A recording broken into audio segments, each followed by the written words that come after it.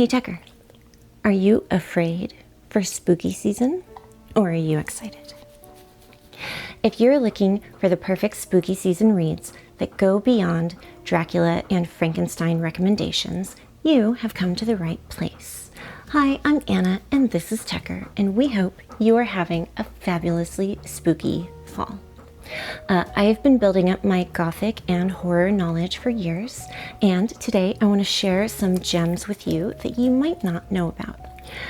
To set your expectations, this list is going to contain a mix of traditional classics, modern classics, and a brand new collection of short stories that I got early access to recently. Many of these stories are so good, even Hollywood decided that they needed to be told. So you can read these books and then go watch the adaptation for the ultimate creep factor. Let's get to it. First up, I've got a couple of creepy classics that are more traditional and are, a bit lesser known, don't come to mind as frequently as Dracula and Frankenstein. The first one is The Strange Case of Dr. Jekyll and Mr. Hyde by Robert Louis Stevenson. So why is this perfect for fall? It's got atmospheric London fog, psychological horror.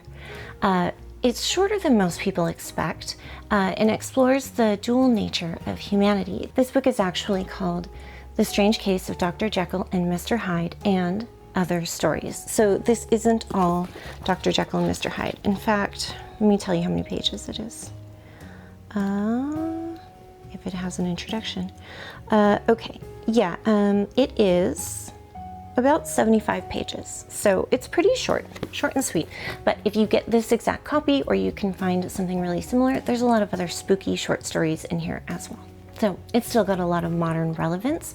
It still influences how we think about good versus evil. And this story is so compelling that Hollywood has adapted it dozens of times. You can pick anything from the 1931 classic film to more modern interpretations. The next one is a lesser known gem that doesn't get thought of nearly as much, and that is The Turn of the Screw by Henry James. So the premise of this story is a governess that's caring for children in a remote estate who sees ghosts. This one works for a lot of different reasons, but mainly because it's very ambiguous. Are the ghosts real, or is she slowly going insane? It's perfect for readers who like psychological uncertainty. You can read it first, and then you can watch The Innocents, which is a film from 1961, or Netflix's The Haunting of Bly Manor. Those are two very good adaptations for you to consider when you are done reading this one. The next one on my list, most people have heard of, and that is Washington Irving's Sleepy Hollow, or actually officially The Legend of Sleepy Hollow. You could also read Rip Van Winkle. He wrote that too. This is not an adult copy. I don't actually have an adult copy of The Legend of Sleepy Hollow, but this is one that I picked up for my kids a few years ago, and so, the cover looks nice. But it is American Gothic. It is some of our earliest spooky literature that exists, and it is the quintessential autumn, scary story, right? It is an autumn setting. It's got the Headless Horseman, which is perfect for September and October, upcoming Halloween. It's very accessible. It's a short story, so it's easy to fit into busy schedules. And again, The Legend of Sleepy Hollow has been adapted everywhere. If you want to read the original and then you want to watch an adaptation or two or three, you have a lot of options here. There's anything from the classic Disney cartoon that I grew up watching, you probably did too, to Tim Burton's movie, to the TV series Sleepy Hollow that reimagined Ichabod Crane as a time-traveling detective solving supernatural mysteries. And that TV series ran for like 4 or 5 seasons, and I watched all of it. It is fantastic if you've never heard of it. I believe it was on Fox. I'm not sure where it's streaming these days, but it's quite good. It's very atmospheric and is a great retelling of The Legend of Sleepy Hollow. And the last one in this category is M.R. James's Ghost Stories. So If you've never heard of M.R. James, he was the master of the ghost story, and he influenced everyone that wrote a ghost story after he did. So what you can expect from his stories are a Victorian academic setting with creeping dread throughout. And the best approach here is to start with the short story called "Oh Whistle and I'll Come to You, My Lad," and go from there. Next up, I have a couple of fairly obscure classics to share with you that I discovered when I was looking for more obscure classics in general, not with a necessarily creepy vibe attached to it, but just in general. But I went back to that list and I pulled out two of my favorites that really stood out to me that I am actually considering reading for this spooky season. The first one is by Bram Stoker. No, it's not Dracula. He did actually write more than one book, believe it or not.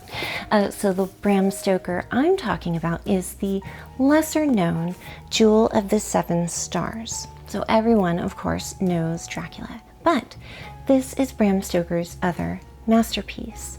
It was written after the success of Dracula, but this one deals with an ancient Egyptian mummy who comes back to life, you know, with a curse, and it's a very Victorian setting, and it really shows Stoker's range beyond vampires. And I've been really wanting to get to this one. It's been sitting on my shelves for quite a while, and so I'm really hoping to be able to get to this one this fall because it's very enticing to me. I read the first couple of pages when this book arrived at my house. It's actually kind of hard to find. But you can find it, and it's so atmospheric. Let me read to you just the first paragraph of the first chapter. The first chapter is called "A Summons in the Night." It all seems so real that I could hardly imagine that it had ever occurred before, and yet each episode came, not as a fresh step in the logic of things, but as something expected. It is in such a wise that memory plays its pranks for good or ill, for pleasure or pain, for weal or woe. It is thus that life is bittersweet, and that which has been done becomes eternal. I don't know about you, but that opening paragraph just really, I don't know, it drew me in. It put me in the mood right away. So I highly recommend this one. This one's probably going to make it on my TBR. And the next obscure classic that I have to recommend for you is The Monk by Matthew Lewis. So this book is actually several hundred years old. I believe it was first published in the 1700s, and so it's got a lot of historical significance. This book, when it was first published, was scandalous. I mean, really quite scandalous. It served as the inspiration for a lot of Gothic literature that came afterwards in the 19th century and such. It is dark, twisted, and morally complex. And a warning here, this book in particular is definitely for mature readers only.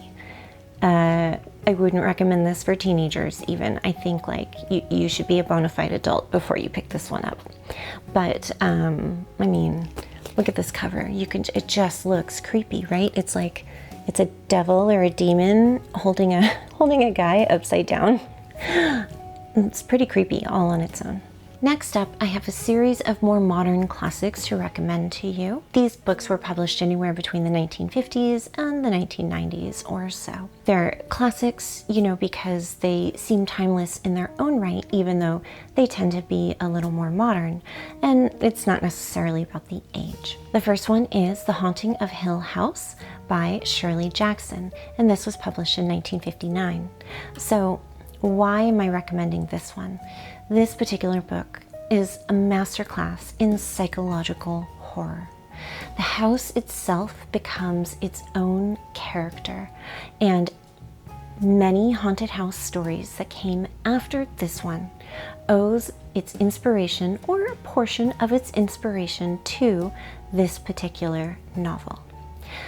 This is another book that has been adapted multiple times. There's the 1963 film, The Haunting, which is a classic, and more recently, Netflix's series that reimagined it for modern audiences. The next book in the list is another Shirley Jackson novel.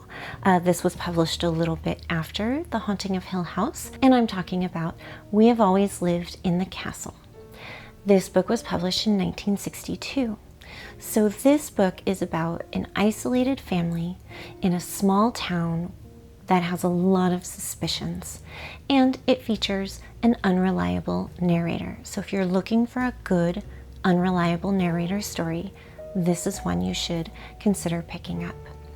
And it's brilliant because Jackson's understanding of human psychology is really on display here in this particular novel. It's perfect for fall because it's got an atmosphere of dread and isolation. Netflix recently adapted this to a film, and it captures Jackson's unsettling atmosphere perfectly. So this is another one where I recommend you can read the book first, and then you can watch the film and see how they brought that psychological tension to the screen. And I did watch this film when it first came out. I think it was released last year, year before, or something like that. It's fairly recent, and it was quite good. I enjoyed it a lot. Next recommendation is another master storyteller. It's Something Wicked This Way Comes by Ray Bradbury. And this book was published in 1962. So the premise here is a carnival that comes to a small town, and it brings evil with it. This book is special because Bradbury's poetic language meets horror in this particular novel, and it's got both nostalgic vibes and it's genuinely creepy, making it a great spooky season read. The next book most people have probably heard of, and that is Rosemary's Baby by Ira Levin. This was published in 1967. The story, if you're not familiar with it, features pregnancy horror, and it's got satanic neighbors. So this story builds dread very slowly, and it makes everyday things seem very sinister. And it's still very relevant to today. It's still influencing a lot of horror films and a lot of horror books. I mean, I think it probably legitimately gave birth to the pregnancy horror subgenre of things. Roman Polanski's 1968 film of the same title, Rosemary's Baby, is considered a masterpiece of a horror film. But read Levin's novel first for the full psychological experience. Next up is one of my personal favorites. It's Interview with the Vampire by the Queen of Vampires herself, Anne Rice. This was originally published in 1976, and it completely revolutionized vampire fiction. I did a whole video on my kind of reading journey through 200 years of vampire stories in reverse chronological order a few months ago. I'll link that in the description below if you are interested in hearing about my personal thoughts about the evolution of the literary vampire. And if you want more vampire novel recommendations, I give a ton of them in that video. In fact, in that video, I also have a Goodreads list that's linked with I don't even know, 50 vampire novel recommendations. So, if you're wanting to go down that path, feel free. That's all available for you. But getting back to Interview with the Vampire, her story is so complex, and it finally makes us sympathetic to the monsters that vampires are. So it's perfect for readers who want a Gothic atmosphere with modern sensibility. And again, this has been adapted a few times.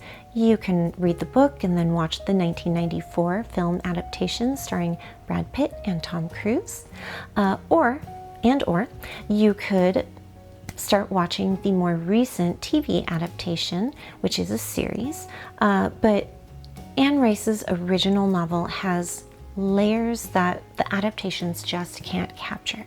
And in fact, if you do pick up Interview with a Vampire, it is a whole series. I think there's 5 or 6 books in the series. I personally have only read the first 3. It's Interview with the Vampire Lestat, and Queen of the Damned. And so those 3 I can definitely vouch for. I got sidetracked after that one, and I switched to reading the Mayfair Witches books that she also wrote, so that's why I didn't read the other ones. And the last recommendation for modern creepy classics is Silence of the Lambs by Thomas Harris. This was published in 1988, and this book redefined what psychological thrillers could be. It's got complex character development and a lot of psychological depth. Now, I do want to warn you that if you decide to pick this book up, it is genuinely disturbing.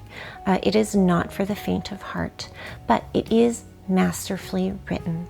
And after you read the book, you can go watch the Oscar-winning film that made Hannibal Lecter the icon that he is. But Harris's novel gives you even more insight into these complex characters. And I'm going to warn you about the movie too. It is genuinely creepy. Anthony Hopkins plays Hannibal Lecter, and Jodie Foster plays the FBI agent. And it is just, I mean, it's a wonderful film, but it is scary. Watch it with the lights on. It's amazing how something that does not involve anything supernatural at all can be so scary. And so, highly recommend. I'm always a big fan of book first, movie or TV adaptation afterwards, and then do a comparison. But that's just me. All right, I have a couple more recommendations for you, but these are newer collections of short stories. The first one is You Like It Darker by Stephen King. This was published in 2024, so this is fairly recent. It hasn't had time yet to become a classic. Jury's still out on that one, but Stephen King is known as the master of horror, right? Even if you think you don't like Stephen King. And so this collection, while new, it shows his range beyond horror novels, right? These are short stories, so they're an easier entry point than his other novels, which tend to be big enough to be doorstops. They're quite long and intimidating. So if you've been looking to get into Stephen King, but his massively long books kind of intimidate you, here is a perfect entrance into the world of Stephen King with a collection of short stories. So obviously this is one that I own. I have not read this one yet, but it's been on my TBR for a while, and I think it's perfect for fall timing. And the last book I have to recommend is After Midnight, 13 Tales for the Dark Hours by Daphne du Maurier. So this book is not quite out yet. It will be published on September 30th, and this is the one that I got early access to. I am currently reading the ARC right now, and so far I've finished one story and I'm about to start another, and I love it.